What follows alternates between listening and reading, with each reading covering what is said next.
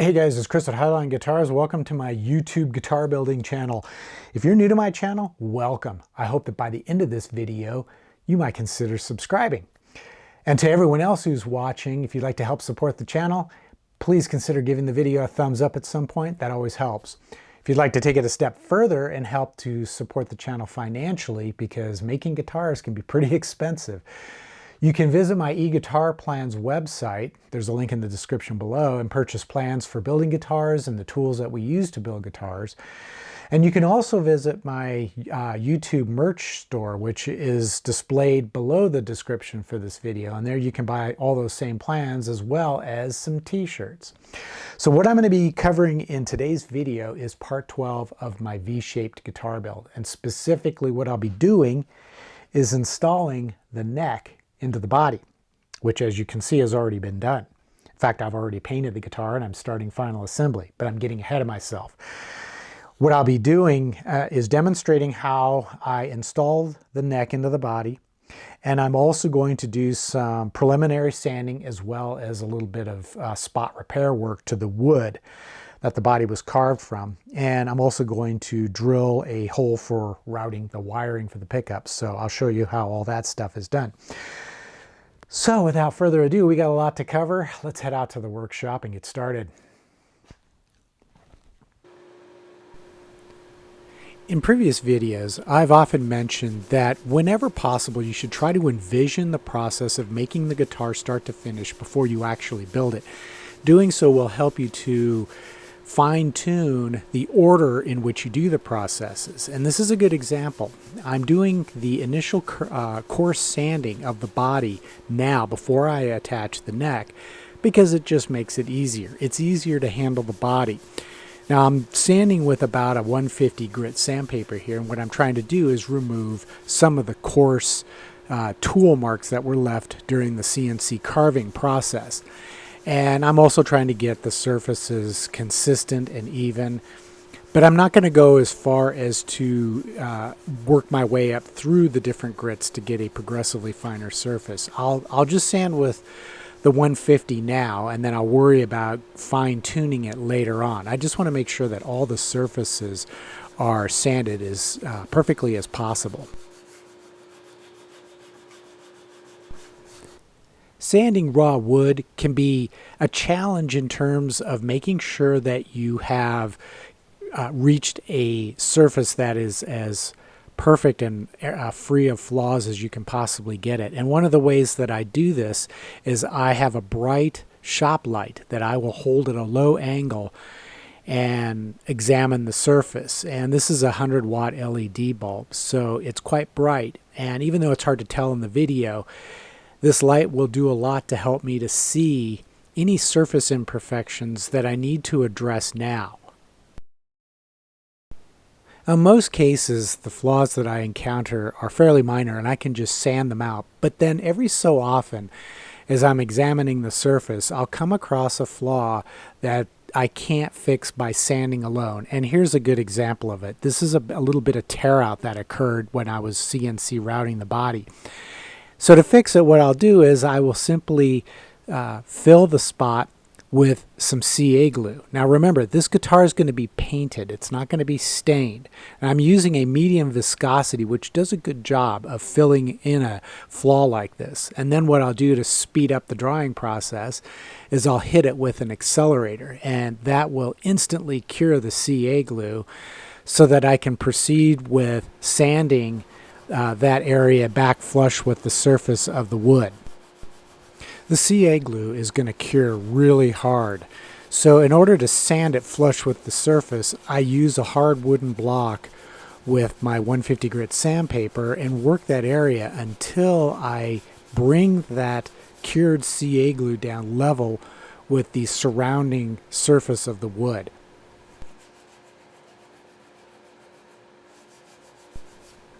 Now you can tell when you look at the shape of this guitar that it's meant to have sharp edges and pointed corners and that sort of thing. However, the reality is when you build a guitar that way, if you leave those edges really sharp, there's a chance that they're going to get damaged at some point. And you may bump it into something which could dent or chip out a piece of the wood, or the finish, both paint and clear coat or whatever finish is applied, can wear off sharp edges and corners prematurely. So I like to put a slight round over on those edges, and I'll do that with just some of that 150 grit sandpaper. Once I have all that initial sanding done, I can go ahead and install the neck into the body. So to do that, I'm going to use Titebond Original Wood Glue, and I like to use this because it gives a very strong bond.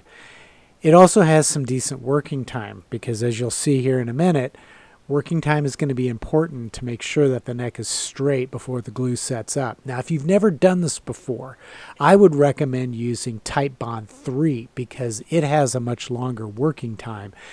And that will give you the opportunity to adjust the neck to make sure that it's straight and level before the glue will have a chance to set up. And that just makes it a little bit easier for the first time out. But once I have that glue spread around the inside of the pocket, I will press the neck into position. And it's important to note that this is somewhat temporary because what I have to do now is I've got to position the neck correctly with respect to the body. I want to make sure that the neck is going to be straight and level. So I'm going to install the clamps just to determine best positioning for the clamps, but I'm not going to tighten them down yet because even though this guitar was machined on a CNC router, there is still the possibility that the neck might be off ever so slightly. So the first measurement I'm going to take is to make sure that the neck, the center line of the neck, is straight with respect to the center line of the body. So I'm going to use a machinist square, and I'm going to set that up so that it is right on the neck center line, right at the heel. And then what I'm going to do is I'm going to stretch a length of thread from the body center line at the back of the body all the way up to the nut portion of the fretboard. And I'm going to check to see how that thread is positioned with respect to that machinist square. If the string is bending around that edge, then I know the neck isn't straight. So I can adjust the neck to accomplish that. Then to make sure that the neck is level, I'm using a long straight edge, and I'm going to measure the gap at the back of the body and then further up towards the neck. And I want to make sure that that number is consistent. So once I've done that, and this is, like I said, it's going to take a fair amount of positioning, repositioning, clamping, loosening, and then reclamping. That's why if this is the first time you've ever done it, I would recommend using Titebond 3 because it has that longer working time. But then once I have everything set up and I've checked it and I'm happy with the position of the neck, I can then tighten those clamps down and let that glue dry. With most of your aliphatic wood glues like Titebond, you need to clamp them for about an hour. You don't necessarily have to clamp it for longer than that because once an hour has passed, the glue is going to be set up and it's not going to change anything if you were to remove the clamps. However, it doesn't hurt to keep it clamped longer. And so what I may end up doing is once I've got it clamped, I'll let it sit overnight, 6 to 8 hours, just to be absolutely certain that all the glue has thoroughly dried and cured. However, if I was in a hurry and needed to remove the clamps sooner, as long as I waited at least an hour, I should be good to go. After the glue had dried and cured overnight, I removed the clamps and I was ready to start on the next part of the process.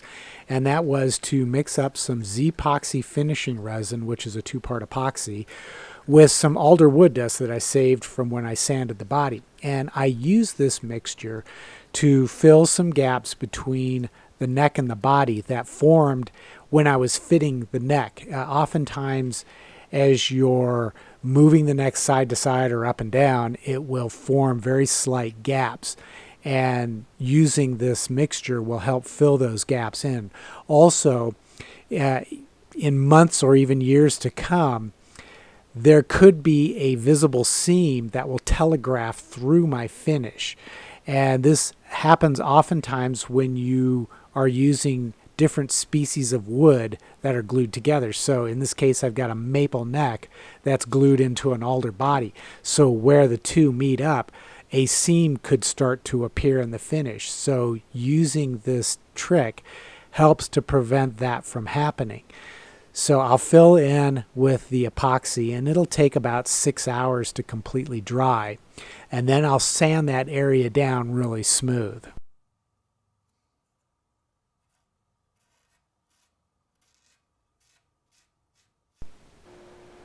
To do this last bit of sanding, I'll take my 150 grit sandpaper and I'm going to wrap it around a giant rubber eraser. And I picked these up at my local discount store. It's one of those hit and miss items. Sometimes I find them and other times I don't. But these things are great because they'll conform to curved shapes as I'm sanding. And that allows me to get that surface really smooth.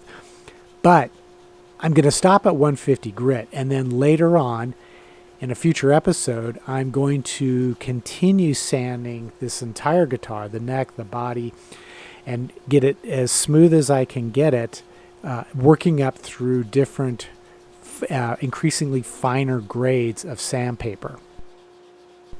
The last thing I had to do was to drill some holes for routing the wiring, and to do that I used a really long 1/4 inch diameter brad point drill bit, and I insert that into a length of aluminum tube to protect the body as I'm drilling these angled holes.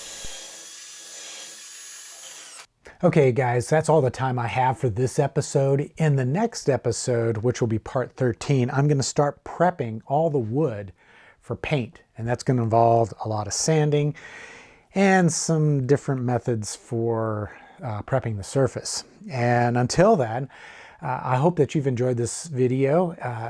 And again, if you're new to the channel, welcome. I hope I've earned your subscription. And to everyone else, I hope that you can, at the very least, give the video a thumbs up, or you can help support the channel financially by heading over to eGuitar Plans or to my YouTube merch shelf. And know that whatever you purchase, you're helping to support the channel. And the cool thing is not only are you helping to support the channel, but you're getting something in return. So until the next episode, as always, take care, stay safe, and I hope you'll be back for part 13.